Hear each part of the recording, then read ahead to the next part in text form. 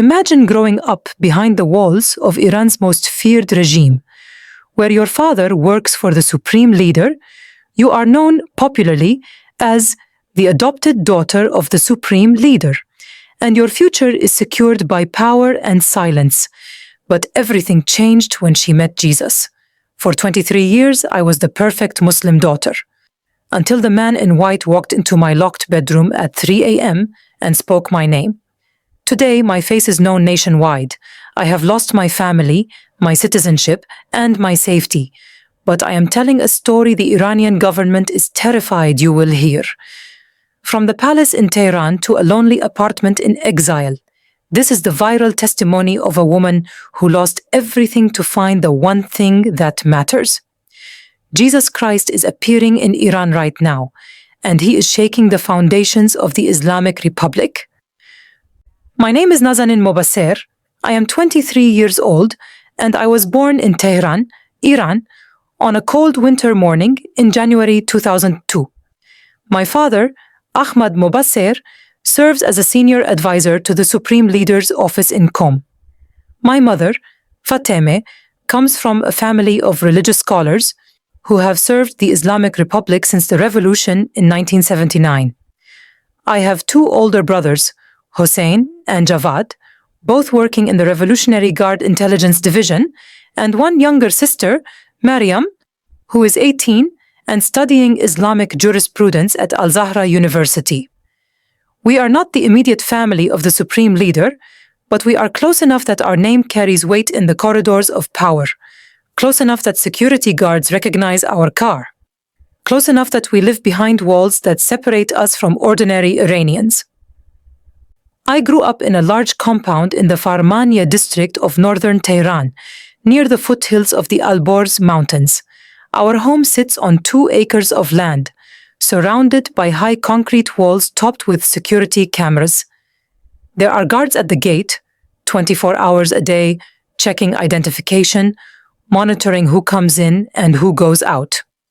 Inside the compound, there are 3 separate buildings: the main house where my parents live, a smaller house where my grandmother lives, and a guest house used for important visitors from Qom or foreign delegations.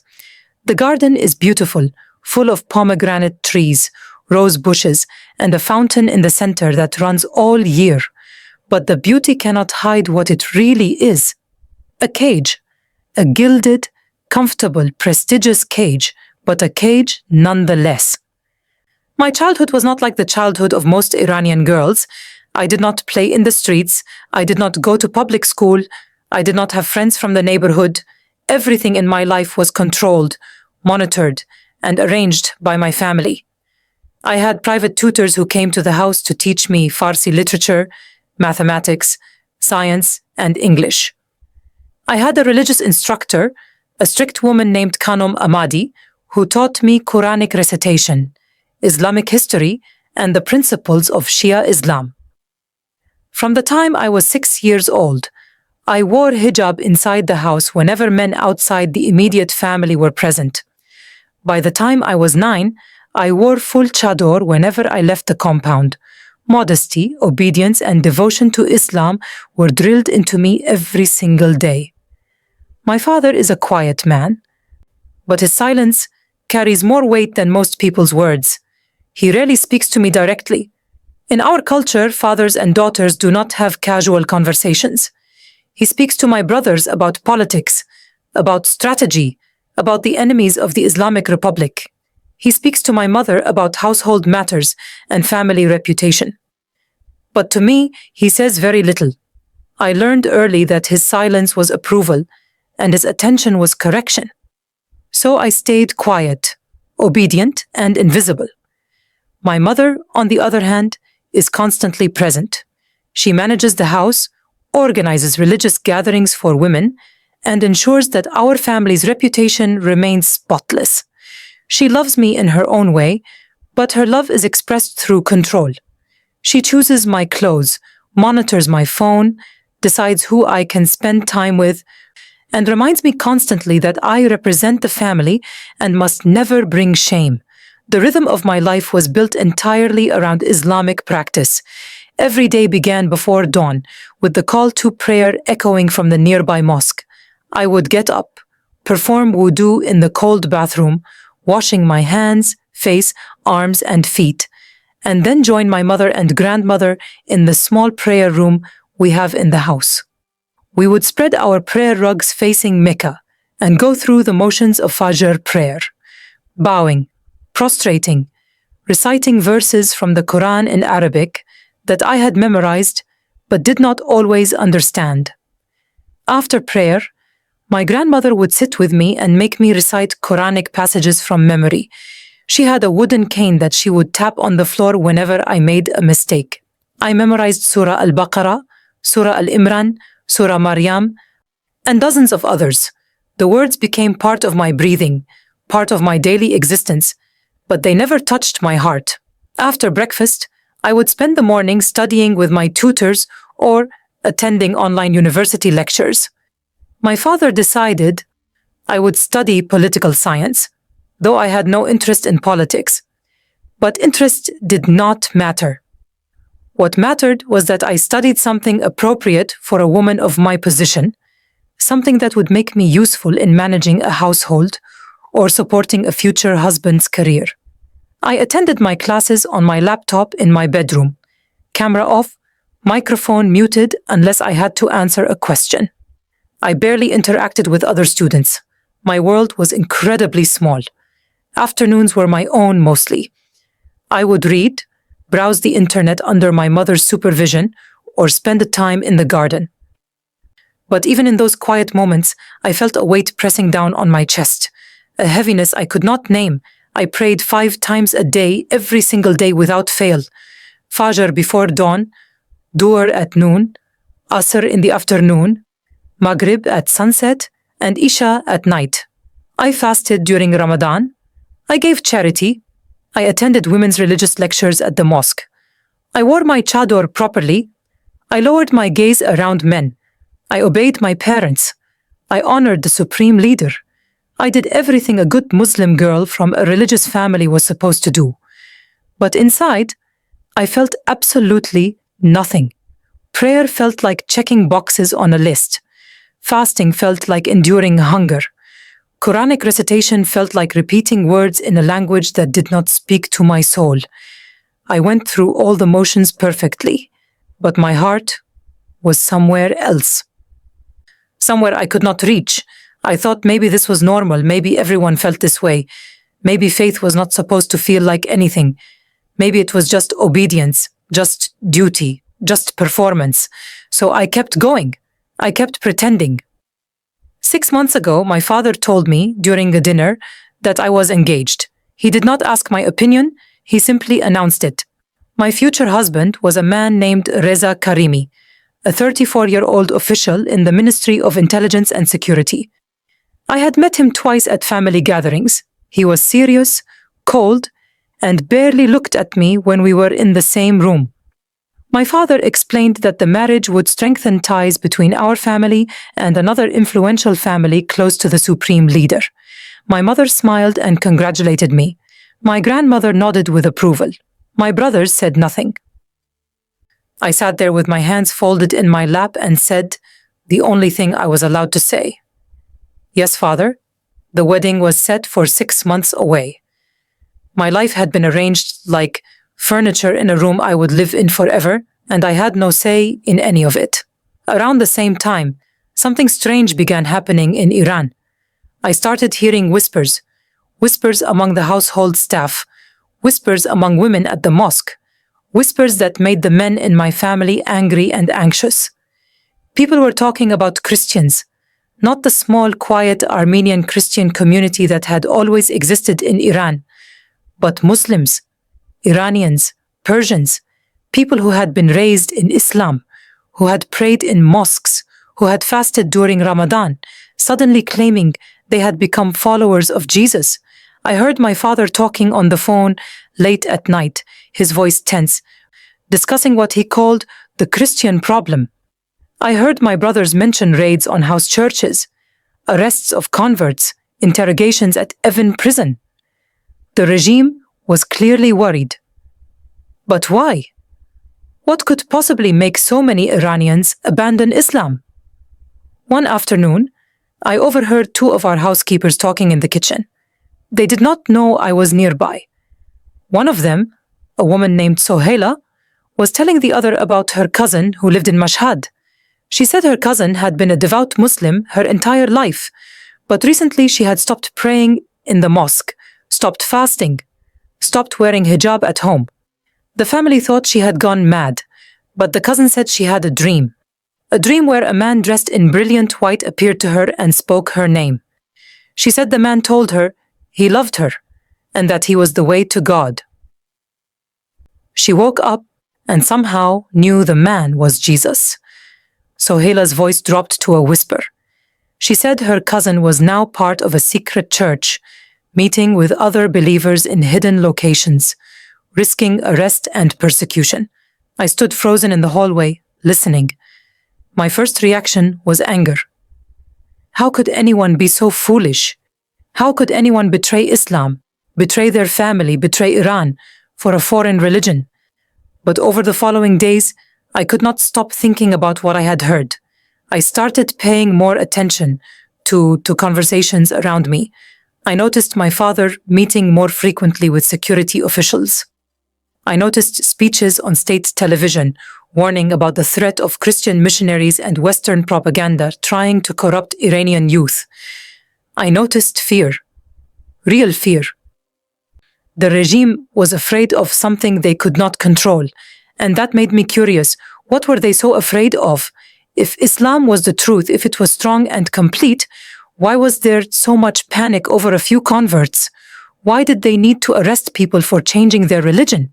The questions planted themselves in my mind, and I could not uproot them, no matter how hard I tried. One evening, about 3 weeks after I first heard Sohaila talking about her cousin, I did something I had never done before. I waited until everyone in the house was asleep. I took my laptop into my bathroom, locked the door, and turned on the shower to cover any sound. Then I opened my browser and searched for something I had been told my entire life never to search for.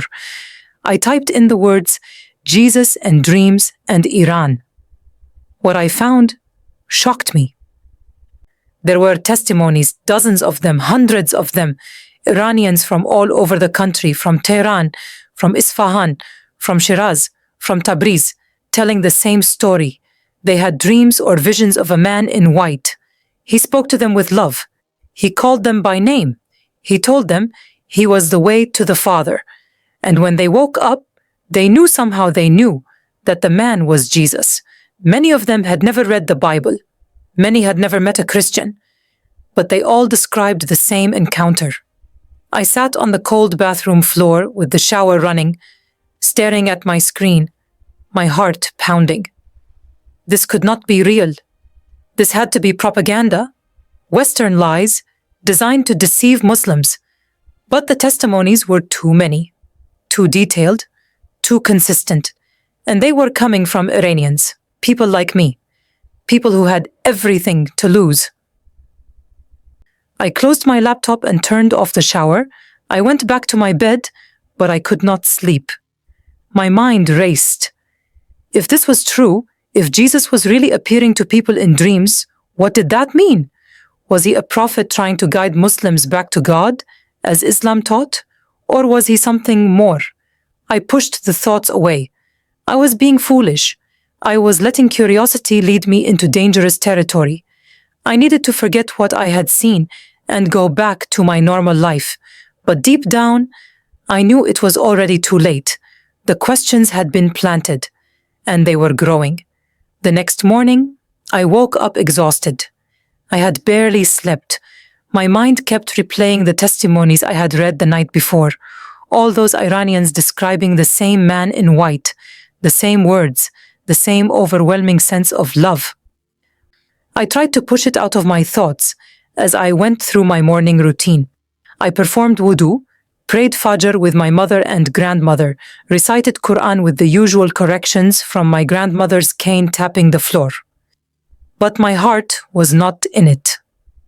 For the first time in my life, I was going through the motions while my mind was somewhere completely different.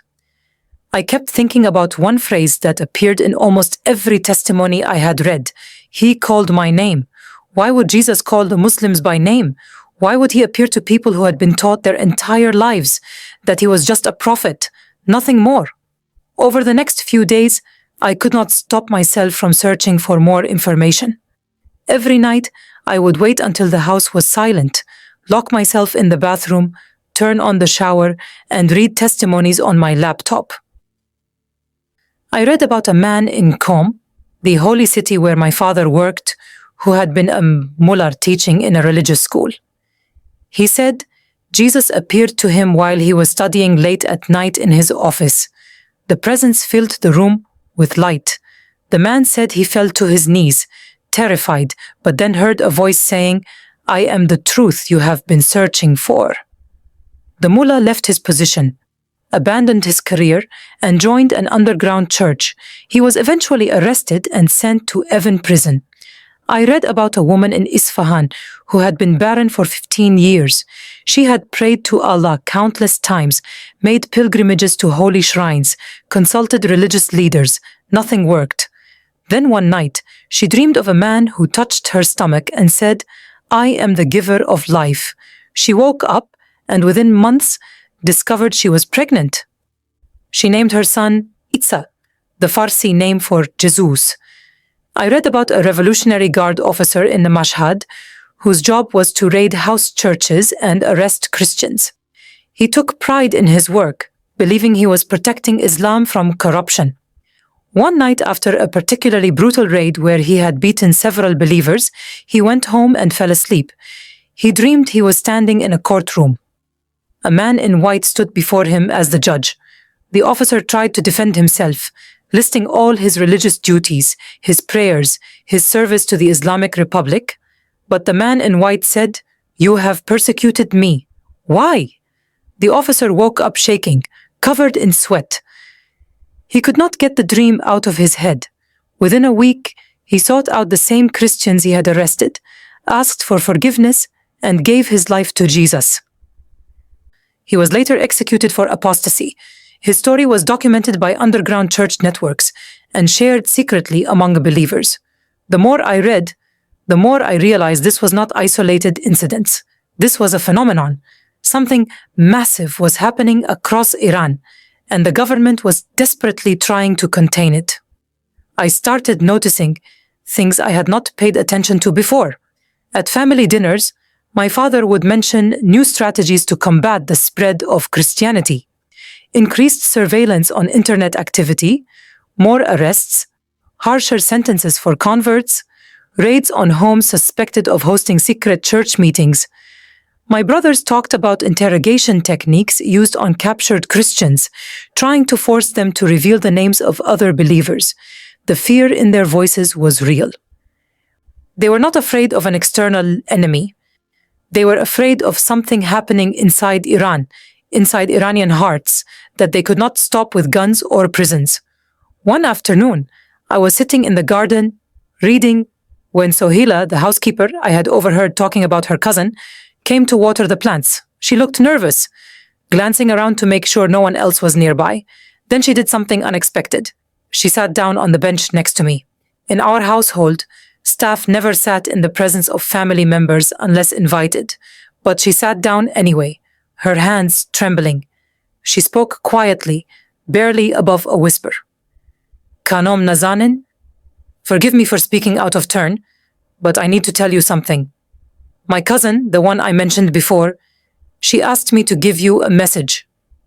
I stared at her, confused. How did her cousin even know I existed? Sohela continued. "She said you have been searching. She said you have questions. She said if you want answers, there is a way to find them, but it is dangerous." My heart started pounding. I looked around to make sure we were alone. I asked Sohila what she meant. She reached into her pocket and pulled out a small piece of paper folded many times to make it as small as possible. She pressed it into my hand and closed my fingers around it. Then she stood up quickly and went back to watering the plants as if nothing had happened. I sat there frozen, the tiny paper burning in my palm. I waited until she walked away. Then I carefully unfolded it. On it was written a single phone number and 3 words, "Call after midnight." I folded the paper again and hid it in my pocket. My hands were shaking. I had no idea who I would be calling or what I was getting myself into, but I knew I was going to make that call. The questions inside me had grown too loud to ignore. That night, I could not eat dinner. My mother asked if I was feeling ill. I told her I had a headache and excused myself early. I went to my room, locked the door, and waited. I watched the clock on my phone, every minute feeling like an hour. I prayed Isha with my family at the usual time, then returned to my room.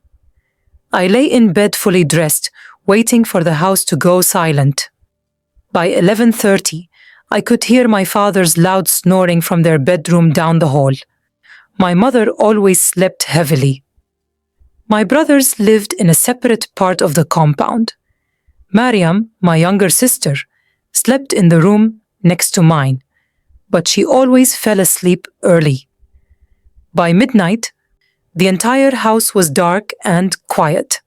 I took out the small piece of paper, opened my phone, and carefully dialed the number. My heart was beating so hard I thought it would burst out of my chest. The phone rang 3 times. Then a woman's voice answered, speaking Farsi with a slight accent I could not place. She said simply, "Shalom, peace." I did not know what to say. I whispered, "Sohila gave me this number." There was a pause. Then the woman said, "Yes, we have been praying for you, Nazanin." Hearing my name from a stranger's voice made me freeze. How did she know who I was? The woman continued, her voice calm and gentle. "You have questions about the man in white. You have been reading testimonies. You want to know if it is real?" I could barely breathe. I whispered, "Yes." She said, "It is real. Jesus is appearing to Iranians all across this country. He is calling Muslims to himself because he loves them. He is bypassing the mullahs, the government, the religious police. He is going directly into bedrooms, into dreams, into hearts, and no one can stop him." I sat on the edge of my bed, gripping the phone, tears starting to roll down my face. I asked her why. Why would Jesus do this? Why Iran? Why now? She answered, "Because Iran is hungry. Your people have lived under religious oppression for decades. They have followed every rule, prayed every prayer, and still they feel empty. They are searching for truth, for love, for a God who sees them as more than servants. And Jesus is answering that cry. He is the good shepherd, and he goes after his sheep no matter where they are, even in the Islamic Republic of Iran." I wanted to argue. I wanted to defend Islam, to say that Allah was enough, that we did not need Jesus. But the words would not come, because deep down, I knew she was right. I had lived my entire life trying to please Allah, and I had never felt His love. I had never felt seen. I had never felt peace. The woman on the phone continued. She told me there were now estimated to be between 800,000 and over 1 million Iranian Christians, most of them former Muslims. She said the numbers were growing every single day, despite the persecution, despite the arrests, despite the executions. She told me about research done by someone named David Garrison, who interviewed over 1,000 ex-Muslims who had converted to Christianity across the Islamic world. When he asked them what caused their conversion, the most common answer was a dream or vision of Jesus. She said this was not unique to Iran. It was happening across the Middle East, across North Africa, across Central Asia. But Iran had become the epicenter. The heart of Shia Islam was experiencing a spiritual earthquake, and the regime was terrified. She told me about organizations like Open Doors that tracked Christian persecution worldwide. They had documented that Iran now had one of the fastest growing underground churches on the planet. She said the growth started small after the 1979 revolution, when the Islamic Republic expelled foreign missionaries and shut down churches. At that time, there were only a few thousand Iranian Christians. The government thought Christianity would disappear within a generation. But the opposite happened. When human voices were silenced, God began speaking directly through dreams and visions. She said there was a man, a former Muslim from Iran now living outside the country, who had become a pastor and evangelist. His name was Hormoz Shariat. He had publicly stated that he had almost never met an Iranian believer whose conversion story did not include a supernatural encounter with Jesus. She said his ministry received thousands of messages every month from Iranians inside the country saying they had seen the man in white. I asked her what the dreams were like. What exactly did people see? She said the details were remarkably consistent. People saw a man whose face shone with light so bright they could not look directly at it. He wore a white robe that seemed to glow. He radiated love, not the distant, cold authority of Allah, but warm, personal, overwhelming love. He spoke their names. He spoke in Farsi, their own language, and he said things like, "I am the way, the truth, and the life. Come to me. I love you. I will never leave you." Most of the people who had these dreams had never read the Bible. They did not know these were the actual words of Jesus, recorded in the Injil, the New Testament. But when they searched afterward and found Christians who showed them the scriptures, they recognized the exact phrases he had spoken to them. She told me about a particular case that shook the regime. A young woman from a prominent religious family in Qom had a dream of Jesus.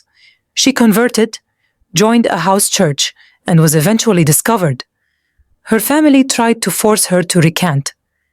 When she refused, they locked her in a room for weeks, starving her, beating her, bringing in mullahs to perform exorcisms. But she would not deny Jesus. She told them, "I have seen him. I know him. I would rather die than reject him." Eventually, she escaped with the help of other believers and fled the country.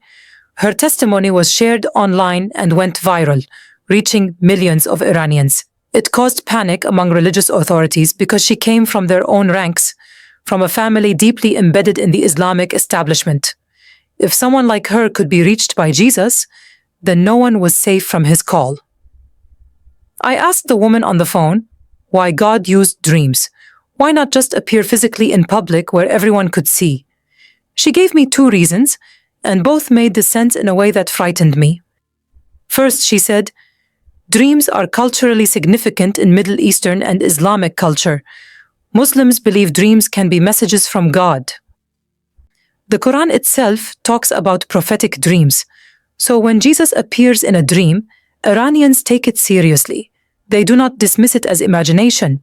They search for meaning. God is speaking in a language the culture already understands and respects. He is using their own framework to reveal himself. Second, she said, this was prophetic. She quoted a verse from the Bible, from the book of Joel, chapter 2, verse 28. It says, "I will pour out my spirit on all people. Your sons and daughters will prophesy. Your old men will dream dreams. Your young men will see visions." She said this was a promise for the last days, and it was being fulfilled right now in Iran. When human methods are blocked, when Bibles are banned, when churches are closed, when missionaries are expelled, the Holy Spirit moves in power that no government can stop. I sat there in the darkness of my room, holding the phone, trying to absorb everything she was telling me. It was too much. It was overwhelming. But it also made something inside me come alive, a hope I did not know I had. The woman asked me gently, "Nazanin, why did you call tonight? What are you searching for?" I did not know how to answer. I had been taught never to question Islam, never to doubt, never to seek anything outside the faith I was born into. But the emptiness inside me was unbearable. I whispered into the phone, "I have done everything right. I pray, I fast, I obey, but I feel nothing. I feel like I am performing for a God who does not see me. Is that wrong? Is something wrong with me?"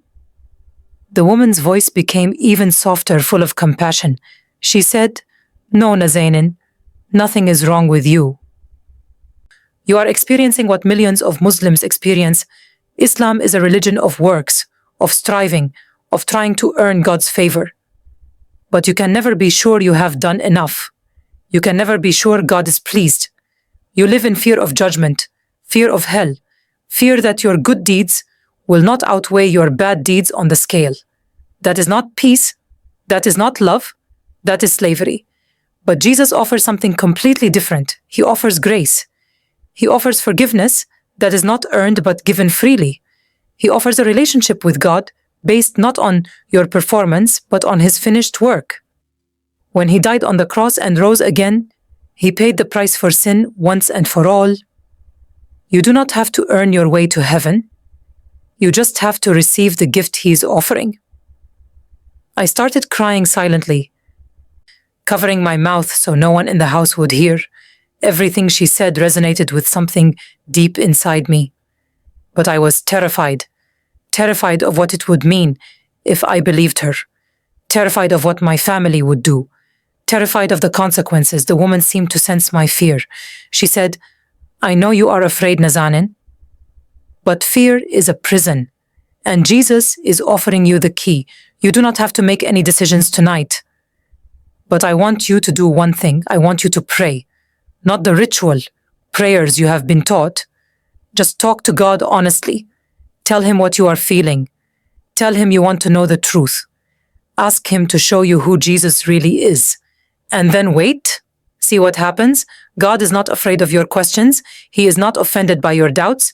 He wants you to seek Him with your whole heart.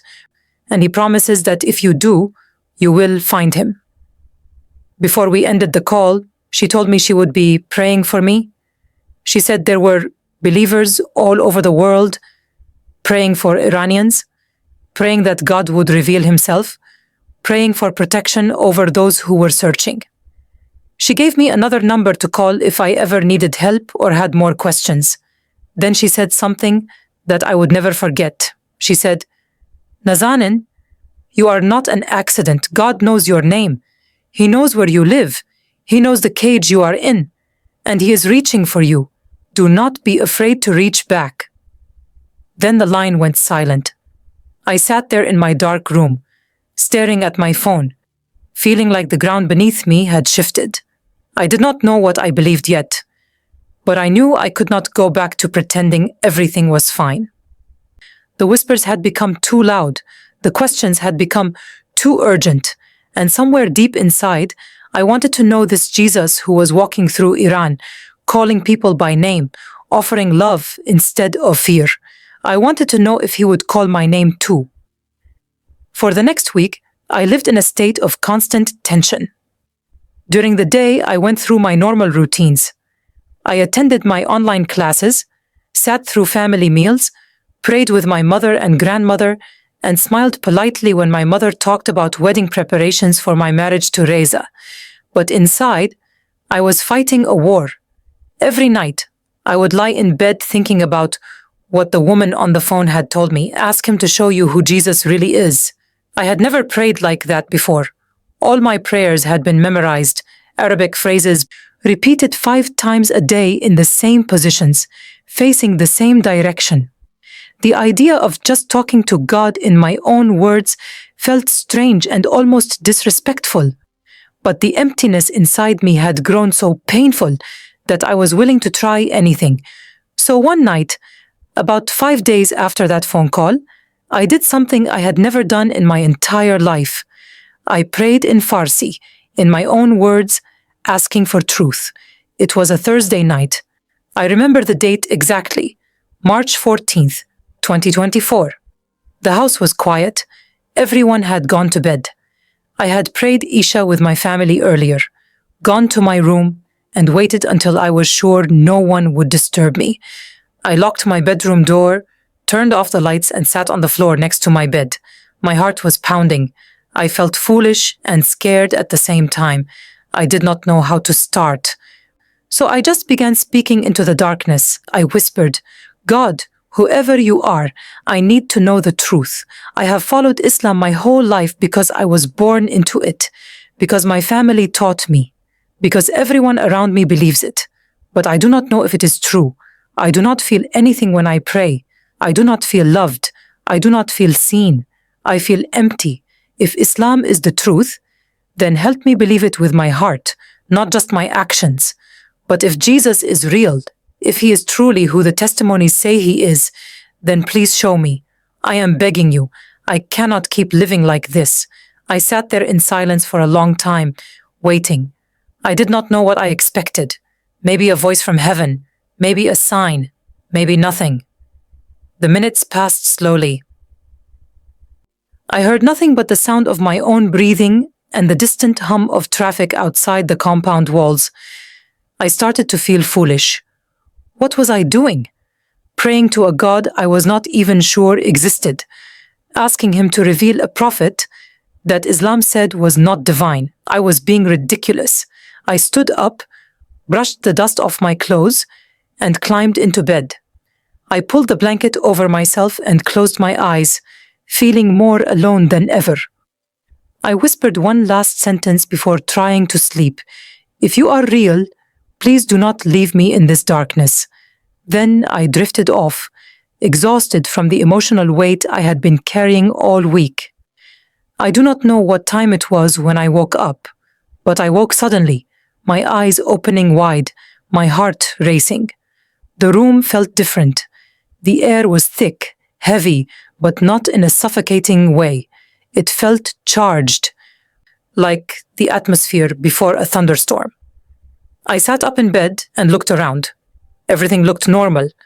My desk, my bookshelf, my closet, the window with the curtains drawn.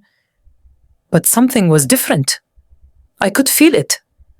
There was a presence in the room, not a threatening presence, not something that made me afraid, but something massive, something so overwhelming that my body started trembling without my control.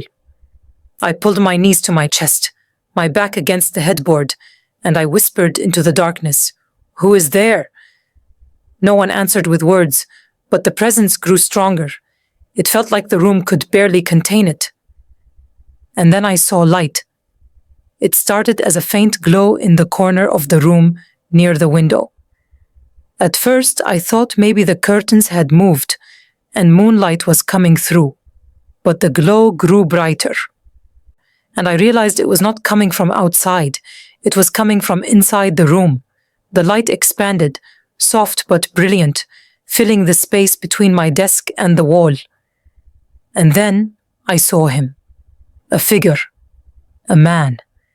He was standing there just a few feet away from my bed, and he was made of light.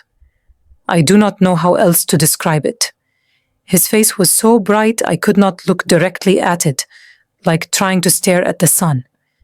His robe was white, glowing, moving slightly even though there was no wind. And the love radiating from him was so intense, so pure, so overwhelming that I started sobbing immediately. I had never felt anything like it in my entire life. It was not romantic love. It was not the conditional love of family. It was something far greater. It was love that knew everything about me, every sin, every failure, every dark thought, and loved me anyway. Completely, perfectly, without reservation. I could not move. I could not speak. I just sat there on my bed, tears streaming down my face, staring at this figure of light. And then he spoke.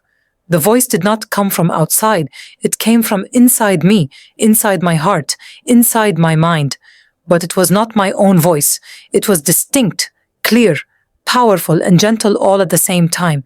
He said my name, Nazanin, just my name. But the way he said it carried so much weight. It was not just identification, it was recognition. It was as if he had known me forever, as if he had been watching my entire life, as if every moment of my loneliness and searching had been seen by him. I tried to speak, but my voice came out as a whisper. "Who are you?" The presence seemed to move closer, and though I still could not see his face clearly because of the brightness, I felt him right in front of me. He spoke again. "I am the way, the truth, and the life. I have loved you with an everlasting love. Come to me." Those words broke something inside me. I fell forward off the bed onto my knees on the floor, my face in my hands, sobbing uncontrollably. I knew who he was.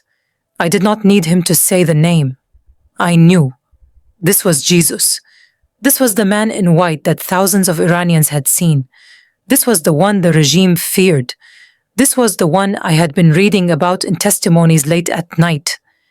And he was here, in my bedroom, in Tehran, in the house of a family that served the supreme leader. He had come for me. The weight of my entire life, all the years of emptiness, all the striving to be good enough, all the fear of never measuring up, it all came crashing down. I felt like chains I did not even know I was wearing suddenly snapped and fell away. The crushing weight on my chest that I had carried for as long as I could remember just lifted, and in its place came peace, deep, unshakable, unexplainable peace. I do not know how long I knelt there on the floor. Time felt suspended. The presence did not leave. He stayed with me. I could feel him surrounding me, like invisible arms holding me while I wept. At some point, I found my voice again, and I started speaking through the tears. I said, "Forgive me. Forgive me for everything. For all the years I did not know you. For rejecting you. For believing lies about you. Forgive me for my pride, my sin, my emptiness. I do not deserve this. I do not deserve your love, but I need it. I need you. Please do not leave me." The voice spoke again, and this time the words were even more powerful. "I will never leave you. I will never forsake you. You are mine. I have called you out of darkness into my light. You are forgiven. You are clean. You are my beloved daughter." Hearing those words, beloved daughter, shattered me completely. I had never been called beloved by anyone. I had been called obedient, dutiful, respectful, but never beloved. And here was God Himself, calling me His daughter, saying I was loved not for what I did, but simply because I was His. I pressed my forehead to the floor and whispered the words that changed everything. "Jesus, I believe you. I believe you are the Son of God. I believe you died for me. I believe you rose again. I give you my life. All of it. Everything I am, everything I have, I surrender to you. Take me, I am yours." The moment those words left my mouth, something shifted in the spiritual realm. I felt it physically. It was like a flood of warmth washing over me, starting at the top of my head and flowing down through my entire body. I felt clean.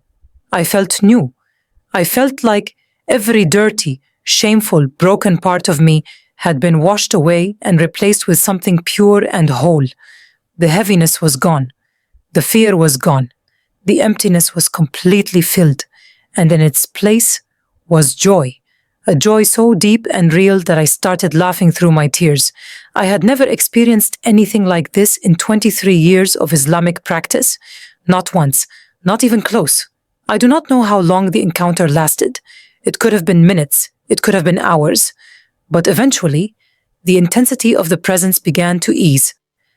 The light started to fade, not disappearing completely, but settling into something quieter, gentler.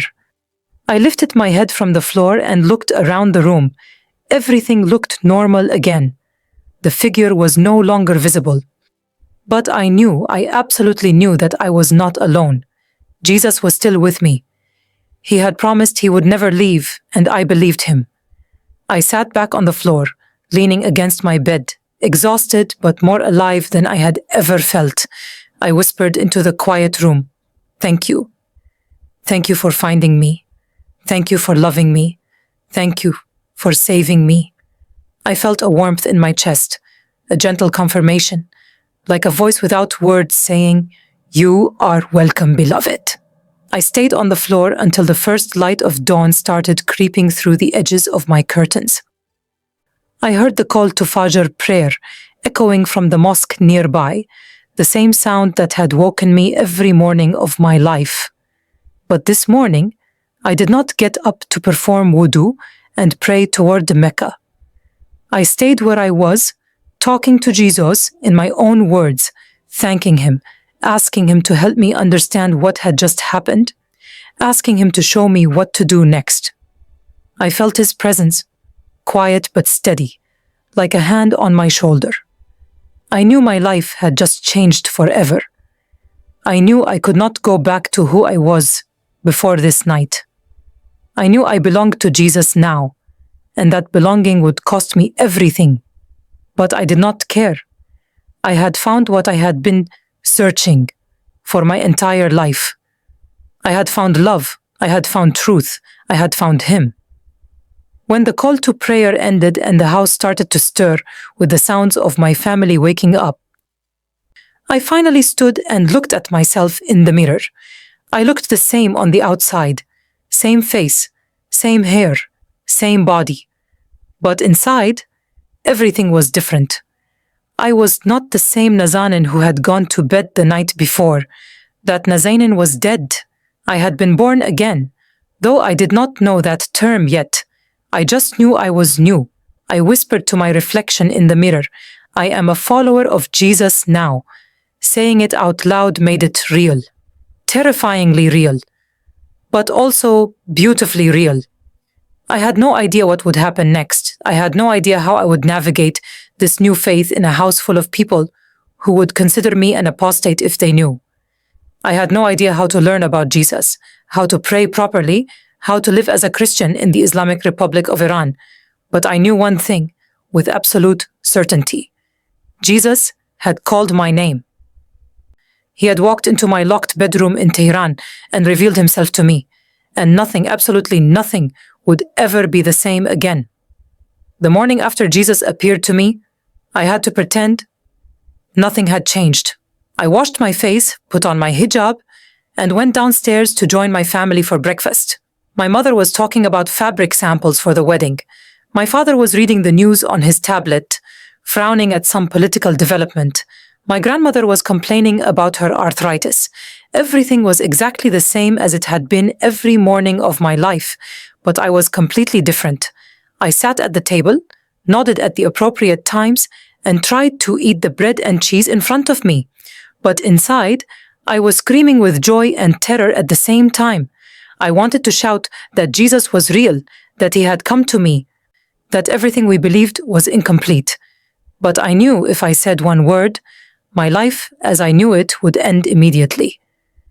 So I stayed silent, chewing food I could barely taste, playing the role of the obedient daughter, while my heart belonged to someone my family would never accept. After breakfast, I went back to my room and locked the door. I sat on my bed, staring at the spot where Jesus had stood just hours before. I needed to talk to someone who would understand. I needed guidance. I needed to know what to do next. I remembered the woman on the phone had given me another number to call if I needed help. I found the piece of paper where I had written it down, hidden inside one of my textbooks. I waited until mid-morning when my mother was busy with the housekeepers and my father had left for a meeting in Qom. Then I called the number. A different voice answered this time, a man speaking Farsi with a slight accent. He said his name was Dawood, and he was part of a network that helped new believers in Iran. When I told him what had happened the night before, he was quiet for a moment. Then he said something that made me start crying again. He said, "Sister, welcome to the family of God. You are not alone anymore." Dawood told me that what I experienced was exactly what was happening to thousands of Iranians. He said Jesus was moving across Iran in a way that had never been seen before in history. He explained that because Bibles were illegal, because churches were raided, because anyone caught evangelizing could be arrested, God had decided to bypass all human barriers and go directly to people through dreams and visions. He said this was not random or chaotic. It was intentional, strategic, and deeply biblical. He quoted the same verse the woman had mentioned before, from the book of Joel. In the last days, God said, "I will pour out my spirit on all people. Your sons and daughters will prophesy, Your old men will dream dreams, your young men will see visions. Dawood said this was prophecy being fulfilled right now in Iran, and I was part of it. He said my encounter was a gift, but also a responsibility. I had been chosen to know the truth, and now I needed to learn how to walk in it. He asked me if I had access to a Bible. I told him no. Everything in our house was monitored. My father had software on the internet router that blocked Christian websites. I could not order a book online without my mother seeing the delivery. I could not ask anyone I knew, because everyone in my circle was either family or connected to the regime. Dawood said he understood. He told me there was an underground network of believers in Tehran who met in secret. They called themselves house churches because they could not meet in public buildings. He said there was a group that met not far from my area in a neighborhood called Elahieh. He said if I was willing to take the risk, he could arrange for someone to pick me up and bring me to a meeting. I would meet other Iranian believers, hear teaching from the Bible, and receive a copy of the New Testament in Farsi that I could hide and read in private. My heart started racing. The idea of leaving the compound alone, lying to my family about where I was going, meeting strangers in a secret location, it was terrifying. But I knew I needed this. I could not grow in faith alone. I needed community. I needed the word of God. So I said yes. We arranged everything carefully. The next Thursday evening, I told my mother I was going to a study group at the home of a classmate from university. I had used this excuse before for virtual meetings, so she did not question it. She reminded me to wear my chador properly and to be home before 10. My driver, a man named Hassan, who had worked for our family for years, drove me to an address in the Vanak area that Dawood had given me. I told Hassan to wait for me there, that I would be inside for 2 hours. He nodded without asking questions. I walked up to the apartment building, checked the address again, and knocked on the door of Unit 12 on the 3rd floor. A young woman opened the door. She looked at me carefully, then smiled and said, "Nazanin?" I nodded. She pulled me inside quickly and locked the door behind me. Her name was Layla, and she had left Islam 3 years ago after Jesus appeared to her in a dream while she was in prison for political activism.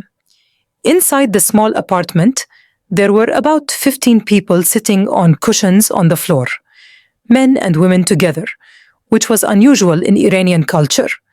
Some were young, some were middle-aged. All of them were Iranians. All of them were former Muslims. And all of them had a light in their eyes that I recognized because I now had it too. Layla introduced me simply as a new sister, and everyone welcomed me with warm smiles. No one asked my last name. No one asked where I came from. In the underground church, anonymity was protection. We sat in a circle, and a man named Ramin, who seemed to be the leader, opened a worn copy of the Bible. He began to teach from the book of John, chapter 3, where Jesus told a religious leader named Nicodemus that he must be born again. Ramin explained that being born again meant a complete spiritual transformation. It meant dying to your old life and rising to new life in Christ. It was not about following rules or performing rituals. It was about receiving a new heart, a new spirit, a new identity as a child of God. As Ramin taught, I felt like every word was aimed directly at me. He explained that in Islam, we were taught to be servants of Allah, always striving, always performing, never sure if we were accepted. But in Christianity, through Jesus, we were invited to be children of God, loved unconditionally, accepted completely because of what Jesus did on the cross, not because of what we do. He said the Christian life was not about earning salvation, but about living in gratitude for the salvation already given. This was the opposite of everything I had been taught. In Islam, paradise was something you worked toward, something you hoped for, something you could never be certain of until Judgment Day. But Ramin said that in Christ, eternal life was a present possession. If you believed in Jesus, if you trusted in his death and resurrection, you were saved right now. Not maybe, not hopefully, but certainly. He quoted a verse from the book of 1 John. I write these things to you who believe in the name of the Son of God so that you may know that you have eternal life. No, not hope, not guess. No. After the teaching, people began to share their testimonies. One man said he had been a member of the Basij militia, enforcing Islamic law on the streets of Tehran. He had beaten women for improper hijab, arrested young people for listening to Western music, raided parties, and destroyed alcohol. He thought he was serving God.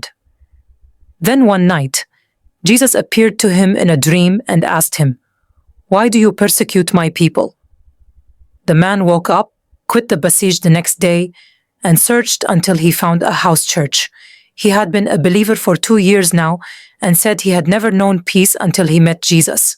A woman shared that she had been married to an abusive husband who beat her regularly. She prayed to Allah for years to change him or give her a way out, but nothing happened. Then she dreamed of a man in white who told her, "I see your suffering, and I will make a way." Within a month, her husband died suddenly of a heart attack. She was free. She found a Bible, read about Jesus, and gave her life to him. She said she now worked secretly helping other abused women escape dangerous situations. One young man, not much older than me, shared that he had been a heroin addict living on the streets of southern Tehran. His family had disowned him. He had lost everything. One night, desperate and suicidal, he cried out into the darkness, "If there is a God anywhere who cares, help me." That night he dreamed of Jesus. The man in white did not condemn him or lecture him.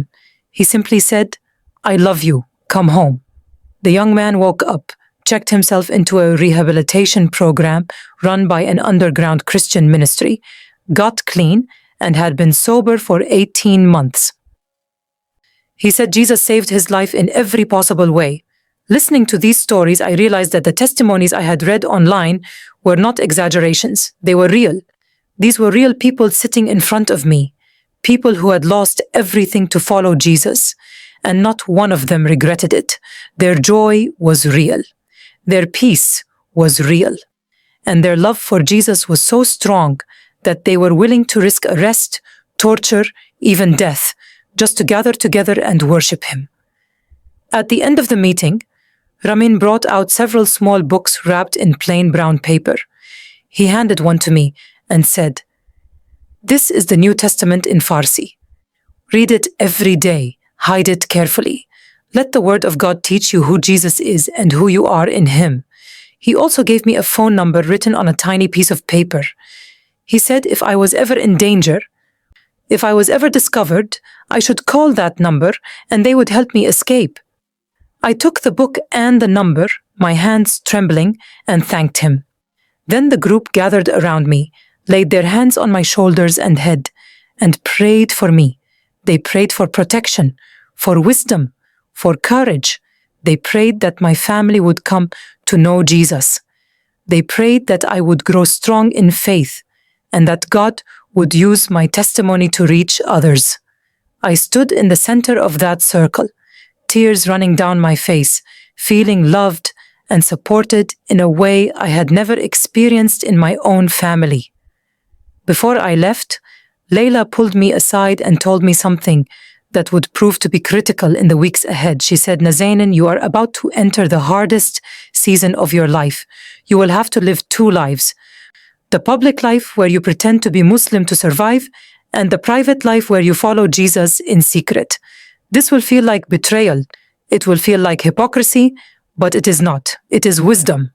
Jesus himself said to be as shrewd as snakes and as innocent as doves. You are living in a war zone. The regime kills people like us. So you hide, you pray in secret, you read the word in secret, and you trust that God sees your heart even when your actions have to protect your life. Do not feel guilty for surviving. God does not ask you to be a martyr before your time. He asks you to be faithful. When the time comes to speak openly, He will give you the courage. Until then, be wise. Her words gave me permission to do what I knew I had to do. I could not confess my faith to my family yet. It would mean immediate disaster. So, I would live carefully, quietly, as a secret follower of Jesus, inside the house of his enemies. I left the apartment, walked back down to where Hassan was waiting with the car, and rode home in silence. When I got back to the compound, my mother asked how the study session went. I lied and said it was helpful. I went to my room, locked the door, and pulled out the New Testament Ramin had given me. I unwrapped the brown paper and stared at the cover. It was plain, no images, just the words Injil Mogaddas, Holy Gospel, in simple Farsi script. I opened it to the first page and began to read the Gospel of Matthew, the genealogy of Jesus, the story of his birth, the visit of the wise men. And as I read, I felt the same presence I had felt the night Jesus appeared to me. He was with me. He was teaching me. He was making himself known through his word. I read for 2 hours straight, underlining verses, whispering prayers, soaking in truth like a person dying of thirst, finally finding water. When I finally closed the book and hid it under a loose floorboard beneath my bed, I whispered into the darkness, "Thank you for your word. Thank you for not leaving me alone. Teach me. Change me. Make me yours." And I felt, as clearly as if he had spoken audibly, the answer in my heart. I already have. For the next 6 weeks, I lived the most difficult double life imaginable. Every morning, I woke up before dawn and performed the ritual of a Muslim daughter. I put on my hijab, went downstairs, performed wudu, and stood beside my mother and grandmother for Fajr prayer. I bowed toward Mecca, recited the verses in Arabic, and went through every motion perfectly. But my heart was not in those prayers anymore. My heart was with Jesus. After the family prayers ended, I would go back to my room, lock the door, pull out the New Testament hidden under my floorboard, and read for an hour before anyone else woke up. I read the Gospels over and over. I read about Jesus healing the sick, raising the dead, forgiving sinners, challenging religious leaders, loving outcasts. Every page showed me a God completely different from the one I had been taught to fear. This God pursued people. This God touched lepers. This God ate with tax collectors and prostitutes. This God wept over Jerusalem. This God laid down his life for his enemies. I fell more in love with him every single day. But the weight of the secret was crushing. I had to pretend during family meals when my father talked about new crackdowns on house churches. I had to stay silent when my brothers bragged about interrogations they had conducted on captured Christians. I had to smile and nod when my mother discussed my upcoming wedding to Reza, a marriage I now knew I could never go through with. How could I marry a man who did not know the real me? How could I enter into a lifelong covenant built on a lie? But I could not tell anyone the truth. Not yet. Layla's words echoed in my mind constantly. Be wise, survive, wait for God's timing. So I waited, prayed, read the word in secret, and attended the house church meetings every Thursday night, always using the excuse of a study group to leave the compound. My driver, Hassan, never asked questions, and I thanked God for his indifference. At the house church, I learned what it meant to be part of the body of Christ. Ramin taught us from the book of Acts about the early church, how they shared everything, how they met in homes, how they faced persecution with joy. He said what we were experiencing in Iran was not new. It was the same story repeating across history. Wherever the gospel went, it faced opposition. But opposition never stopped it. In fact, persecution made it grow stronger. He told us that according to research organizations that tracked these things, Iran now had the fastest growing church in the world. He said estimates ranged from 800,000 to over 1 million Iranian believers, most of them former Muslims, most of them meeting in secret just like we were. He said the regime was panicking because they could not stop it. They could arrest pastors, raid meetings, confiscate Bibles, but they could not arrest dreams. They could not raid bedrooms where Jesus was appearing. They could not confiscate visions that God was pouring out on his people. One Thursday night, Ramin brought a guest to our meeting.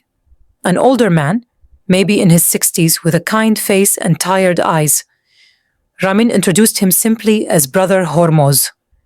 He did not give a last name, but he said Brother Hormoz had been a pastor for over 30 years, had been imprisoned multiple times, and now worked with a ministry that helped underground churches across Iran. Brother Hormoz sat with us and shared his story. He said he had been raised Muslim, became a follower of Jesus in his 20s after reading the New Testament, and had spent his entire adult life serving the Iranian church. He said he had personally met thousands of Iranian believers over the decades, and he could count on one hand the number of them whose conversion story did not include a supernatural encounter with Jesus, dreams, visions, healings, miracles. God was moving in Iran in power because human methods had been completely shut down. No foreign missionaries were allowed. No public evangelism was possible. So God himself was doing the work. Brother Hormoz told us that he received thousands of messages every month from Iranians all over the country, saying they had seen the man in white. He said the descriptions were always the same: a figure in a glowing white robe, a face shining like the sun, a voice speaking Farsi, words of love and invitation. Most of these people had never read the Bible. They did not know that what they saw matched the description of Jesus in the book of Revelation, where John describes him as having a face like the sun shining in all its brilliance. They did not know that the words he spoke to them, "I am the way, the truth, and the life," were exact quotes from the Gospel of John.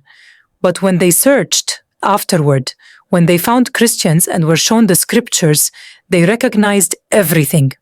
They said, "This is him. This is what he said to me." Brother Hormoz said, this was not coincidence. This was the Holy Spirit revealing Jesus in a way that bypassed all human gatekeepers. He said we were living in the days prophesied by Joel, when God would pour out his Spirit on all flesh, when young and old would see visions and dream dreams. He also warned us that the cost was real. He said in the last 5 years alone, dozens of Iranian Christians had been executed for apostasy. Hundreds were in prison right now, including women and young people. He said the regime viewed Christianity as a threat to national security because it challenged the ideological foundation of the Islamic Republic. A Muslim who converted to Christianity was not just changing religions. They were rejecting the entire system, the authority of the supreme leader, the legitimacy of Islamic law, the identity of Iran itself as an Islamic state. That made converts dangerous in the eyes of the government. Brother Hormoz said we needed to be prepared for suffering. He said Jesus promised his followers that in this world we would have trouble, but he also promised that he had overcome the world. He said the question was not whether we would face persecution, but whether we would remain faithful when it came. As he spoke, I felt the weight of what I had chosen. I had given my life to Jesus, but I had not fully considered what that life might cost. I thought about my family, my father's position, the security clearance my brothers had. If they discovered I was a Christian, it would not just be my life at risk. It would be a scandal that could destroy their careers, bring shame on the entire family, possibly trigger an investigation into whether they had been negligent or complicit. The consequences would be catastrophic. But even as fear tried to grip my heart, I felt the presence of Jesus calming me. I remembered his words to me the night he appeared. I will never leave you. I will never forsake you. I held on to that promise like a lifeline. After the meeting, Brother Hormoz prayed over each of us individually. When he laid his hands on my head, he prayed something that shook me. He said, "Father, This young woman comes from a family of influence. You have placed her there for a purpose. Protect her, strengthen her, and when the time is right, use her testimony to shake the foundations of this regime. Let her voice be heard. Let her story bring many to you. I had never thought about my story being used that way. I had only thought about survival, about keeping my faith secret, about protecting myself. But Brother Hormoz's prayer planted a seed. What if God had allowed me to be born into this specific family, in this specific position, at this specific time, for a reason? What if my proximity to power was not an accident but part of His plan? I did not know what that meant yet, but I tucked the thought away and continued to pray and read and learn. Then, about 2 weeks after meeting Brother Hormoz, everything began to fall apart. It started small. My younger sister Maryam came into my room one afternoon while I was out. She was looking for a book she thought she had lent me.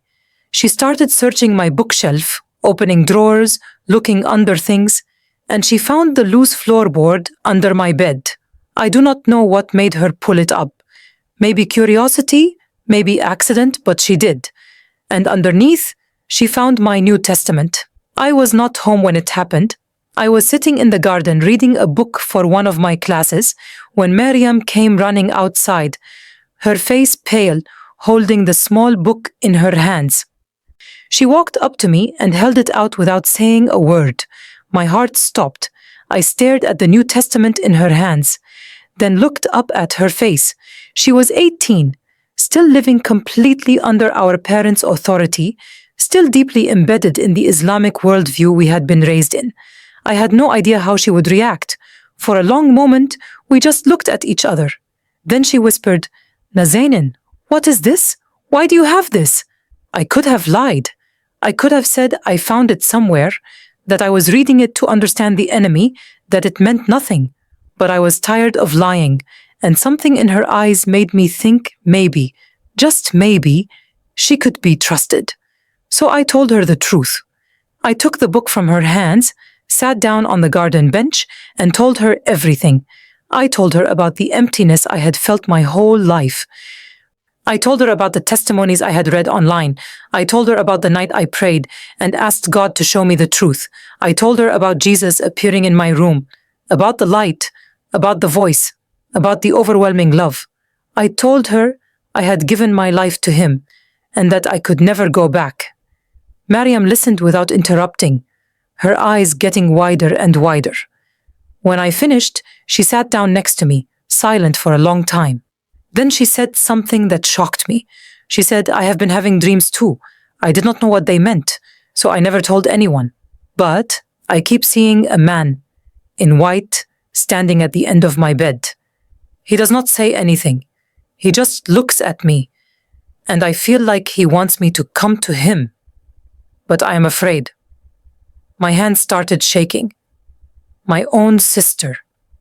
Jesus had been appearing to my own sister, and I had no idea. I grabbed her hands and said, "Maryam, that is Jesus. He is calling you. He is real. He loves you. He wants you to know Him." She started crying, and I pulled her into my arms, right there in the garden of our compound, surrounded by walls and guards and the machinery of the Islamic Republic. 2 daughters of the regime wept together and talked about the man in white who was pursuing them. I told Maryam everything I had learned. I told her about grace, about forgiveness, about the cross, about the resurrection. I told her that Jesus did not come to condemn us but to save us. I told her she did not have to earn God's love because it was already freely given. She listened, tears streaming down her face, and when I asked her if she wanted to give her life to Jesus, she nodded. We knelt together right there on the grass, and I led my little sister in a prayer of surrender. She asked Jesus to forgive her, to save her, to be her Lord, and I watched as the same transformation I had experienced happened to her. The weight lifted. The light came into her eyes. She was born again. For 3 beautiful days, Maryam and I shared the secret together. We would wake up early, meet in my room, and read the New Testament together before the family woke up. We prayed together, cried together, marveled together at what God was doing. I felt less alone than I had since my conversion, but we were not careful enough. On the fourth day, my grandmother walked past my room early in the morning and heard voices. She stopped and listened at the door.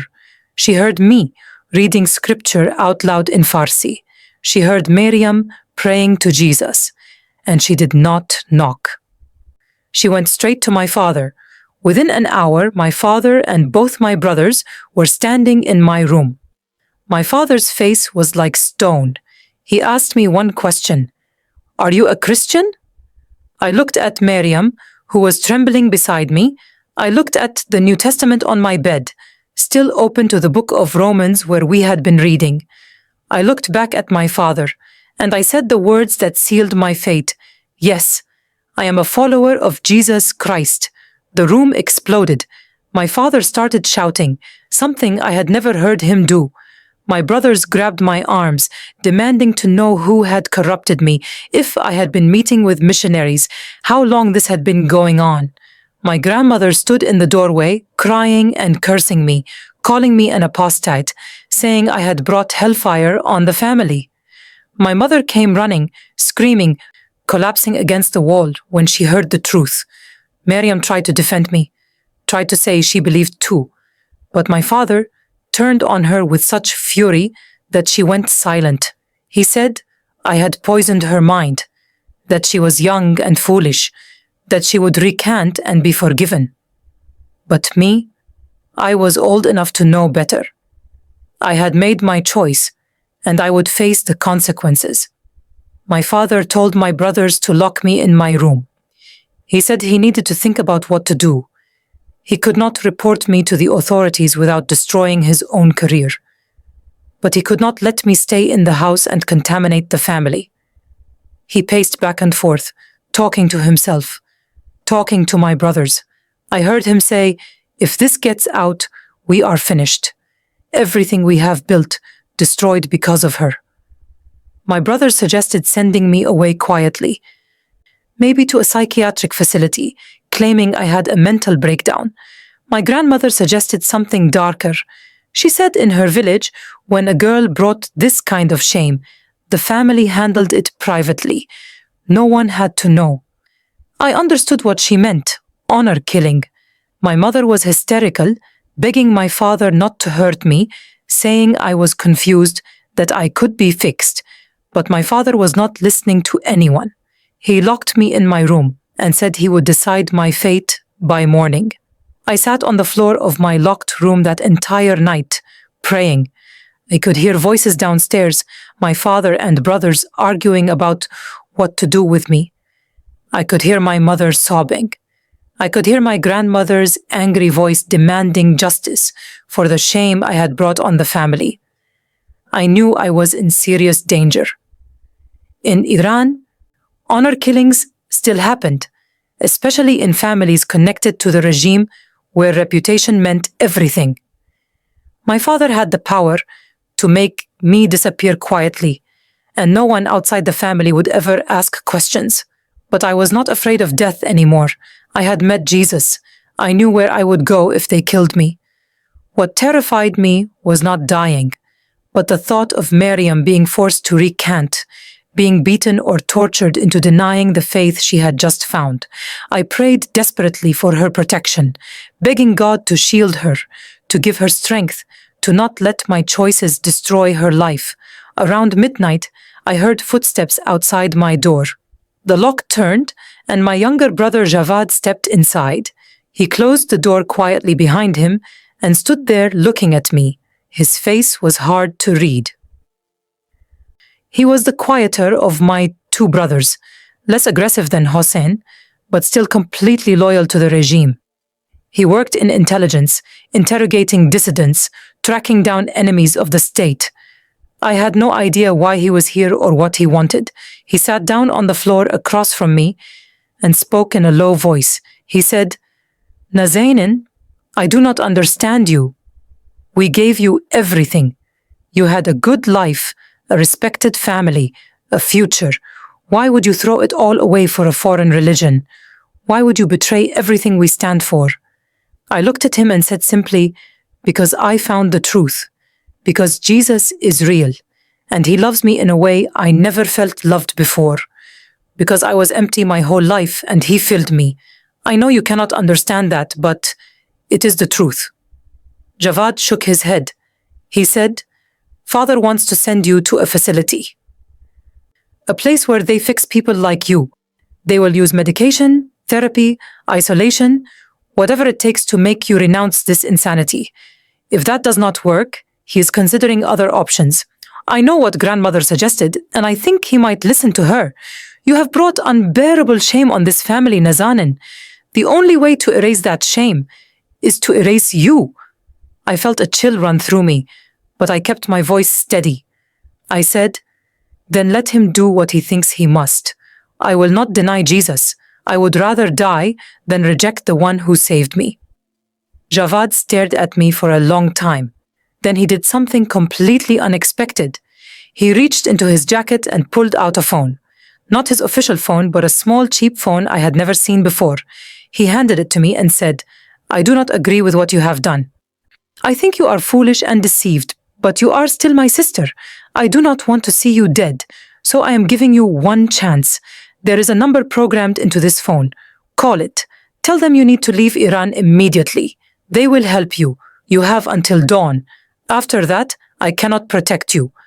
I stared at the phone in shock. Why are you doing this? I asked. Javad stood up and walked to the door.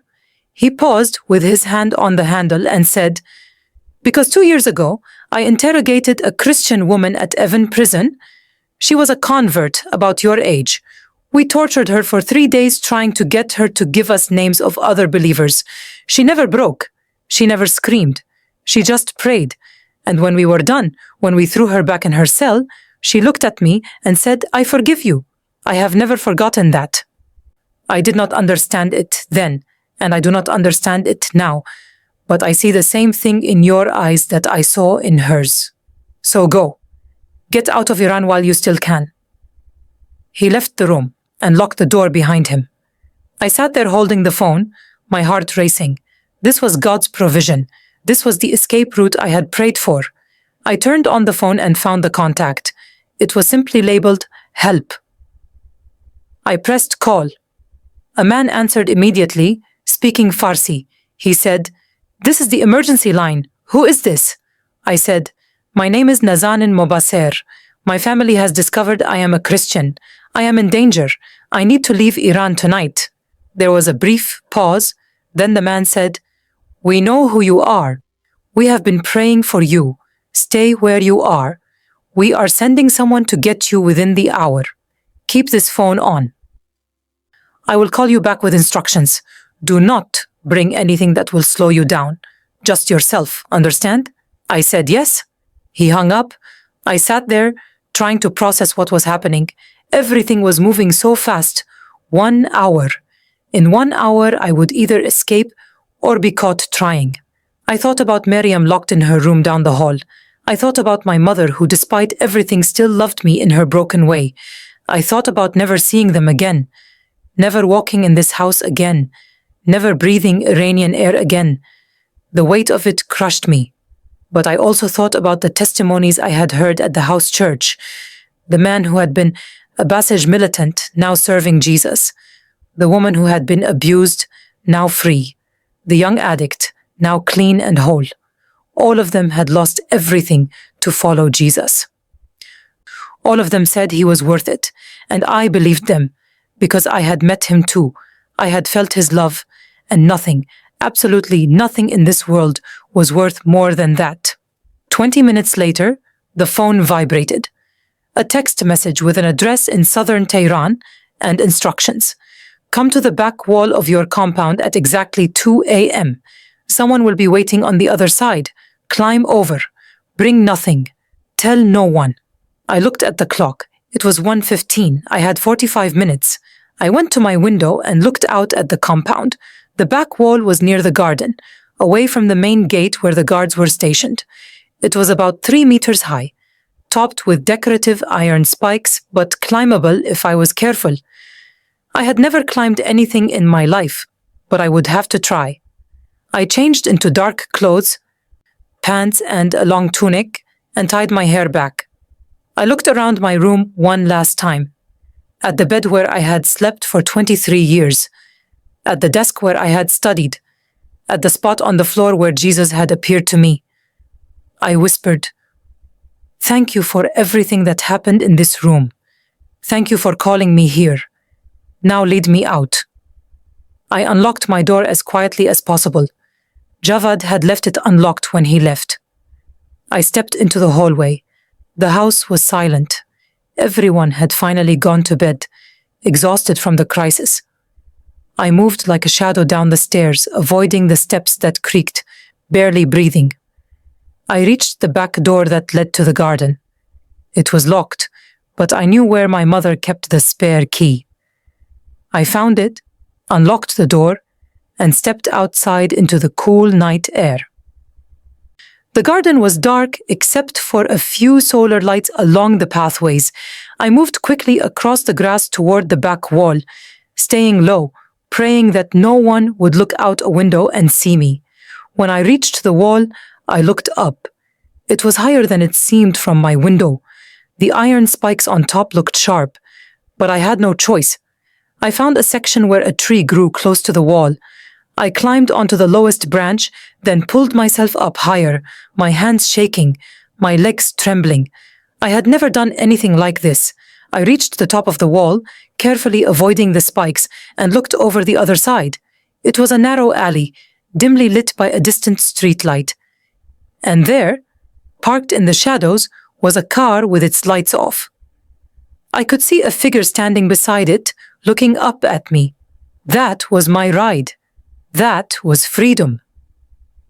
I swung my leg over, held onto the top of the wall, and dropped down on the other side. I landed hard, twisting my ankle, pain shooting up my leg. But I did not cry out. I stood up, limping, and the figure rushed over to me. It was a woman, middle-aged, wearing a simple manto and headscarf. She said, "Nazanin?" I nodded. She said, "Get in the car, quickly. We do not have much time." She helped me into the back seat, and another man was already in the driver's seat. He started the engine immediately and drove off without turning on the headlights until we were 2 blocks away. I looked back through the rear window at the compound, disappearing into the darkness. My home, my prison, my past, all gone now. The woman turned around from the front seat and handed me a bottle of water and a piece of bread. She said, "You are safe now. My name is Sarah. We are going to take you to a safe house in the south of the city. You will stay there for 2 days while we arrange your exit from the country. You will be leaving through Turkey. From there, you can claim asylum in Europe. Do you understand?" I nodded, unable to speak, tears running down my face. We drove through the empty streets of Tehran, staying off the main roads, taking back streets and alleys I had never seen before. After about 40 minutes, we arrived at a small house in a poor neighborhood. Sarah led me inside. There were 3 other people there, all members of the underground network that helped persecuted Christians escape Iran. They gave me food, a place to sleep, and most importantly, safety. For 2 days, I stayed in that house praying, reading my New Testament that I had managed to grab at the last second and stuff in my pocket, and waiting. On the 3rd day, Sarah came to me with new documents, a fake passport, a fake identity, and a plane ticket to Istanbul. She said, "From Istanbul, you will be met by a Christian organization that helps refugees. They will take you to a processing center where you can apply for asylum in Germany or another European country. Your new name is Ariana Hashemi. Memorize it. Memorize the details on this passport. At the airport, say nothing unnecessary. Be calm. Trust God. He has brought you this far. He will bring you the rest of the way." The next morning, a different driver took me to Imam Khomeini International Airport. I was terrified walking into that building, certain that somehow my father had reported my documents, that I would be stopped, arrested, dragged back. But I kept praying under my breath, Jesus, you are with me. You promised never to leave me. I trust you. I checked in with my fake passport. The agent barely looked at me. I went through security. No alarms. I walked to the gate. No one stopped me. I boarded the plane, found my seat by the window, and sat down, my whole body shaking. The plane filled with passengers, the doors closed, the engine started, and then we were moving, taxiing down the runway faster and faster. And then we lifted off. I watched through the window as Tehran fell away below me. The city lights, the mountains, the country I was born in, all disappearing into the distance. And I wept. I wept for everything I had lost. My family, my home, my sister Maryam, who I had to leave behind. I wept for my mother's face, for the life I would never have. But I also wept with gratitude, because I was free. Jesus had saved me, not just spiritually, but physically. He had made a way where there was no way. When I landed in Istanbul 6 hours later, I was met by a man holding a sign with my fake name. He worked with a Christian refugee organization. He took me to a shelter where I stayed for 3 weeks while my asylum application was processed. During that time, I met dozens of other Iranian Christians who had escaped persecution. All of us had similar stories, dreams, visions, supernatural encounters with Jesus, families that rejected us, lives we had to leave behind, but none of us regretted it. We had found the pearl of great price, and we had sold everything to possess it. Finally, my asylum was approved. I was relocated to a small city in Germany where there was a community of Iranian believers who helped refugees resettle. I was given a small apartment, language classes, and support from a local church. For the first time in my life, I could worship Jesus openly. I could attend a church without fear. I could own a Bible without hiding it. I could say the name of Jesus out loud in public. The freedom was almost overwhelming, but I could not stay silent about what had happened to me.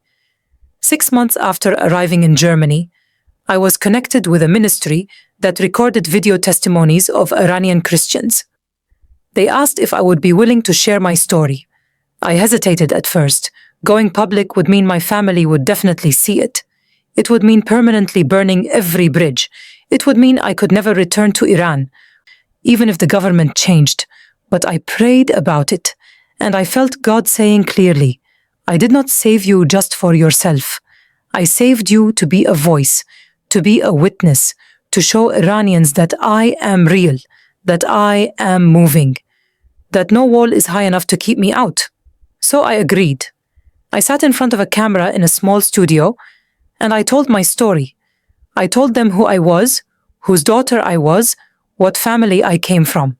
I told them about the emptiness of Islam, about the dreams, about Jesus appearing in my room, about the underground church, about my sister, about my escape, and I ended with a declaration that I knew would go viral.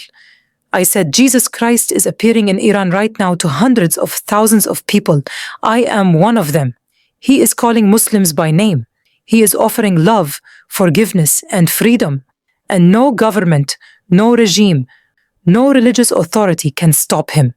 The video was uploaded to YouTube, and within 48 hours, it had been viewed 2 million times. Iranian state media picked it up, calling me a traitor, a tool of Western propaganda, an agent of Zionism. My father issued a public statement disowning me, saying I was mentally ill and had been deceived by enemies of Islam. But the video kept spreading. I started receiving thousands of messages from Iranians all over the world. Some were hateful, cursing me, threatening me. But many, so many, were from people saying, I had the same dream. I saw the man in white too. I thought I was the only one. Thank you for speaking. Now I know I am not crazy. Now I know he is real. Some messages were from secret believers still inside Iran, thanking me for giving them courage. Some were from seekers, asking how they could know Jesus, I answered as many as I could, connected people with underground churches, prayed with strangers over video calls, watched as God used my story to reach others.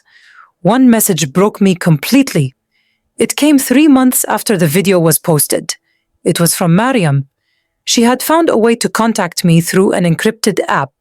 She said, "Sister, I never recanted. They tried to force me, but I remembered what you said. Jesus is worth everything. I have been meeting secretly with a house church in Tehran. I am growing in faith. I am reading the word, and I am praying for our family. Do not worry about me. I am not alone. Jesus is with me, just like he promised." I cried for an hour after reading that message. My little sister still in that compound, still surrounded by danger, but holding on to Jesus. She was braver than I ever was. I wrote back, "I am so proud of you. Keep fighting. Keep believing. One day we will see each other again. If not in this world, then in the next. And until then, we have the same Father, the same Savior, the same Spirit. We are sisters in the truest sense now." Today I live in Germany. I work part-time at a refugee center helping other Iranians resettle. I attend a Persian language church where we worship Jesus freely, loudly, joyfully. I am pursuing theological education so I can serve the Iranian church better. And I continue to share my testimony whenever I am asked, because the story is not about me. It is about Jesus. It is about what he is doing in Iran right now, in this moment as you hear these words. He is appearing in dreams and visions to Iranians who have never opened a Bible. He is calling them by name. He is offering them love that religion could never give. He is building a church that the regime cannot destroy, because it is not built by human hands. It is built by the Spirit of God, and the gates of hell will not prevail against it. The phenomenon of the man in white is real. It is documented. Organizations like Open Doors confirm the explosive growth of the church in Iran. Researchers like David Garrison have interviewed thousands of Muslim converts and found that dreams and visions are the primary catalyst. Pastors like Hormoz Shariat testify that nearly every Iranian believer they meet has a supernatural conversion story. This is not propaganda. This is not exaggeration. This is the move of God in a nation that tried to erase his name, and it is happening right now. If you are watching this and you are Iranian, if you are Muslim, if you are searching, I want you to know something. Jesus sees you. He knows your name. He knows the cage you are in, the emptiness you feel, the questions you are afraid to ask, and he is reaching for you, not with condemnation, not with anger, but with love. A love so powerful, it crossed from heaven to earth. A love so deep, it died on a cross for your sins. A love so unstoppable, it rose from the grave and is now pursuing you wherever you are. I want to invite you to do what I did that night in my room in Tehran. Pray. Not a ritual prayer. Just talk to God honestly. Say, "God, if you are real, show me the truth. If Jesus is who he says he is, reveal yourself to me. I am searching. I am open. I want to know." And then wait. See what happens. Because I promise you, he will answer. He answered me. He is answering thousands of Iranians, and he will answer you. Your light cannot be chained. That is what I want you to write in the comments if this testimony touched you. Write, "Your light cannot be chained."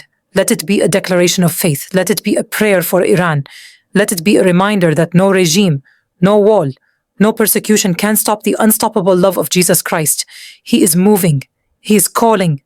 And he will not stop until every person he died for hears his voice and has the chance to respond. May God bless you. May Jesus reveal himself to you. And may the Holy Spirit give you courage to follow him, no matter the cost. Because I promise you, he is worth it. He is worth everything.